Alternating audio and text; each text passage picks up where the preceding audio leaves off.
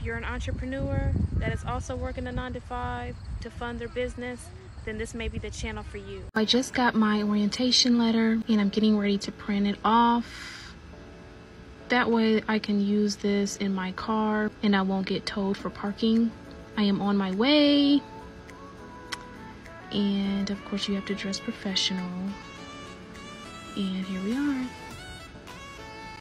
Okay, so I am finally home for my first day of shadow day. I have completed my 4 days of orientation, and let's get started. Let's dive into what this process is like. So the first day, make sure you wear something that's going to keep you warm because the classroom is extremely cold. I highly suggest you bring something like a sweater, all that good stuff.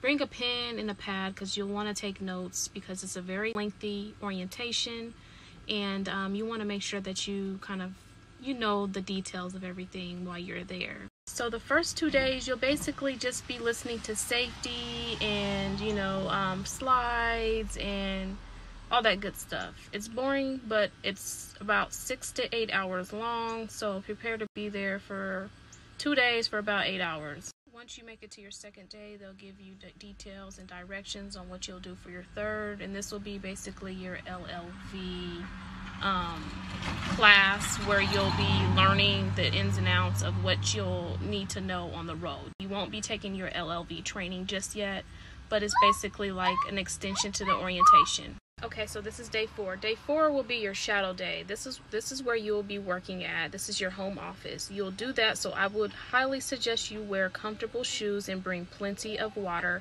You're gonna need it.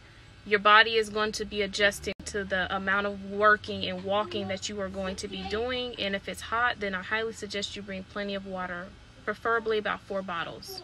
Another tip, always check the weather to see what the weather is going to be like so that you are prepared. If it is raining, make sure you have a rain jacket and rain boots. These little things will make your day a lot better.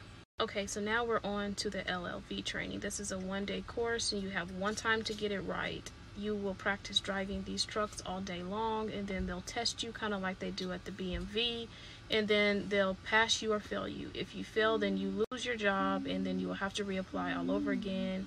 And of course, if you pass, then you are ready to go and start your first official day at your office. Okay, so I lied. You do have 4 more days of training after your LLV, and this is where they'll teach you how to deliver the mail, how to case the mail, in more further detail, of course. They're going to try to make sure that you are ready as possible. And of course, make sure when you get to your home office that you ask for a uniform closet to see if they have anything that you can wear until you get your allowance, which is 90 working days. And yes, you will get allowance after your 90 working days. And if you live in a cold climate, I highly suggest you start working on winter gear first, because that's going to make or break you once you start, especially during peak season. Make sure you get those things first. All weather pants and a nice jacket and some nice boots, shoes, comfortable shoes.